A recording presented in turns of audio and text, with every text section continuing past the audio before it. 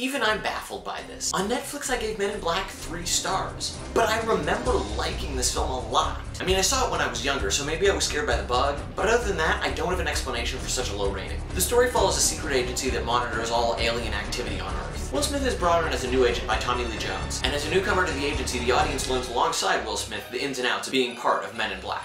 Now, I really like Will Smith, but I love 90s Will Smith. He was just a really cool dude. I mean, he was the Fresh Prince. If somebody starts singing that theme song, everybody just immediately joins in. It's almost as infectious as, everybody clap your hands!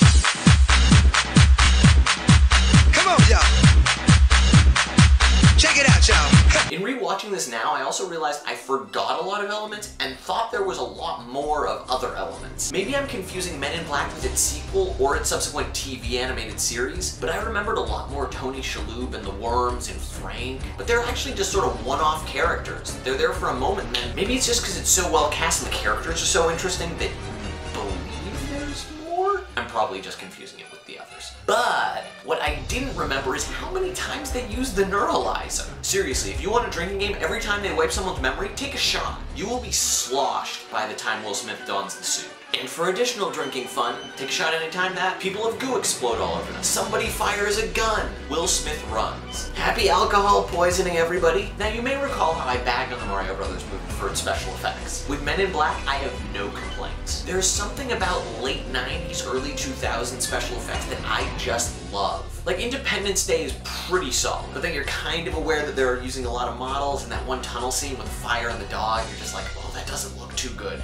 But this, great stuff. It's just 1 year after Independence Day and the bug looks awesome. And oh yeah, that story. It's kind of interesting because the movie actually goes on for a really long time without one. Like, it's happening, yes, Edgar is slowly chasing after the galaxy, but every time you cut back to MIB, it's not really the bustle of the West Wing. It's just K teaching J MIB protocol. And these scenes where we're learning the MIB world are actually some of the best. So why bother with plot? I'd actually argue that things slow down once J and K know about the bug's existence and the story actually picks back up. The finale is something of a letdown. It's not a bad scene, per se. It's clever and rewarding at the end. But it isn't a car chase or a massive showdown. You know, nothing like Wild Wild West. I just wanted something more, considering how fun it had been up until this point. Of course, me wanting more is actually a good indication. It's a film that sucked me in and warrants sequels. And so I'm excited for Men in Black 3.